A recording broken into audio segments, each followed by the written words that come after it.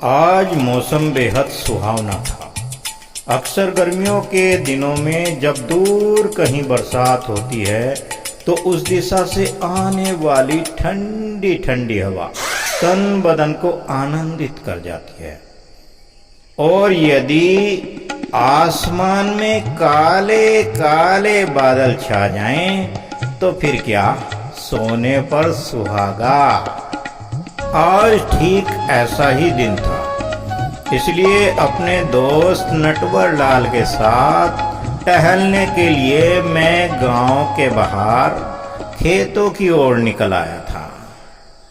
चारों ओर ईख, ज्वार और बाजरा की हरी भरी बाल किशोर फसलें लहला रही थी। कुछ किसान पेट्रोल चालित ऑटो बीडर से अपने ईख के खेतों की जुताई कर रहे थे तो कहीं कहीं कुछ मजदूर फावड़ों से खुदाई करने में जुटे थे।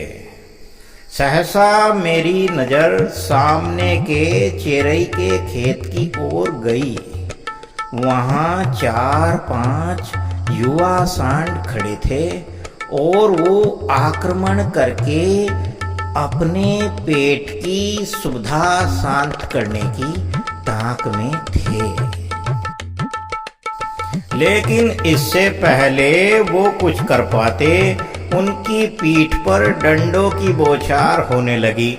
वह सारे सांड सरपट दौड़ पड़े और जैसे ही हमारी ओर आए हमने ईख के खेत में कूदकर जैसे तैसे कुचले जाने से अपनी जान बचाई। नटवर लाल को तो गुस्सा भी आ गया था। वह शोले के अमजद खान के अंदाज में खेत के मालिक पर चिल्लाया, अरे ओ हरिया, तुम ही तो इन कहियर के बछड़ों को सड़कों पे पीटने और मरने के लिए छोड़ देते हो। अरे तब नहीं सोचते कि ये तुम्हारा ही नुकसान करेंगे।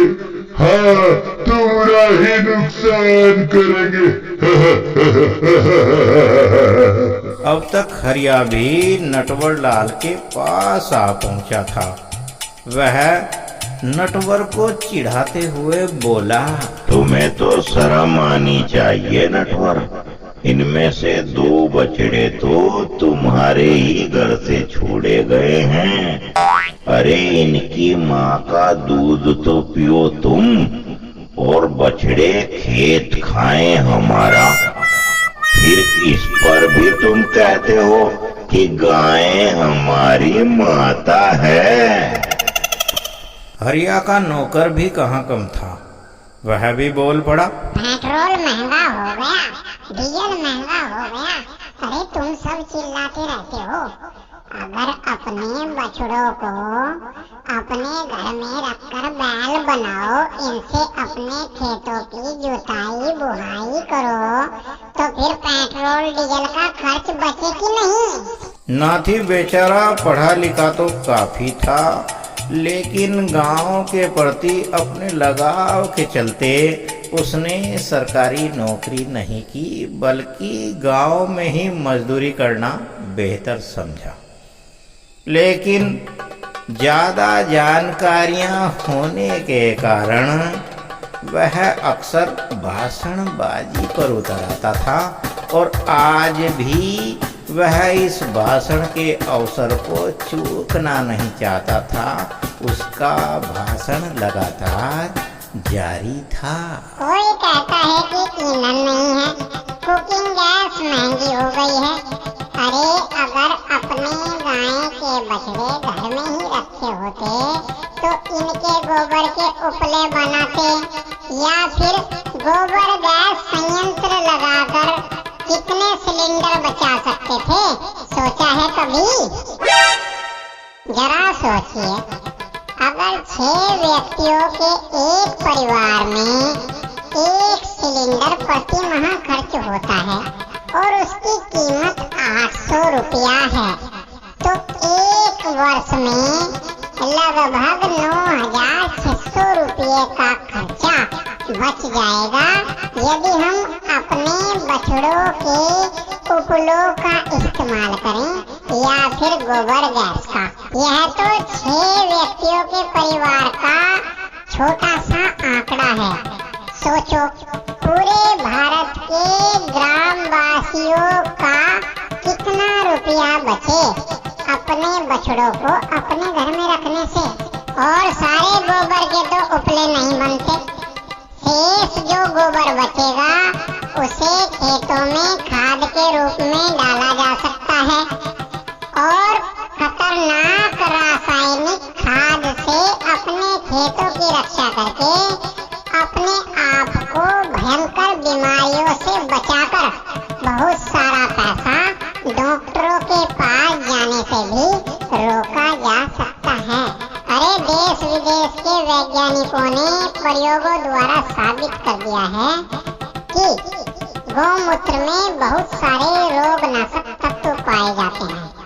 फिर भी अगर तुम पीना ना चाहो तो अपने खेतों में कीटनाशक फंगल नाशक के रूप में गौमूत्र का उपयोग कर सकते हो। गौमूत्र के उपयोग से विष रहित निरोगी फसलों का उत्पादन होगा जो हमें बहुत से रोगों से बचाएंगी। मेरा तो उसकी बातों से मनोरंजन भी हो रहा था और ज्ञानवर्धन भी, इसलिए ध्यान पूर्वक खामोशी के साथ उसकी बातें सुन रहा था। नाथी की एक एक बात मेरे जहन में उतरती जा रही थी। मैंने मन ही मन भविष्य में गौ आधारित कृषि करने का संकल्प लिया।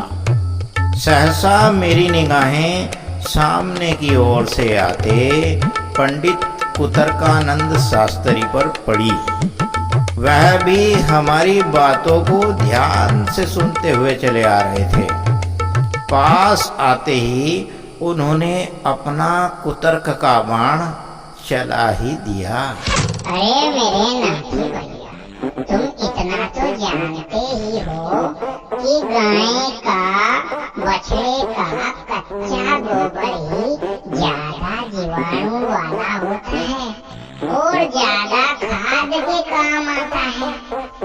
फिर हम तो ठहरे वसुधैव कुटुंबकम की परंपरा वाले। अरे जब सारी पृथ्वी अपना परिवार है तो फिर भला हम अपने कर्तव्य का पालन क्यों ना करें? इस पूरी धरती को हरी भरी करने के लिए ही तो हम अपने आंगन के बछड़े को सड़कों पर छोड़ रहे हैं ताकि वो लोगों के खेतों में क्यारियों में जा जाकर कच्चा गोबर कर करके उर्वरा शक्ति बढ़ाए और सारी जमीन हरी भरी हो जाए।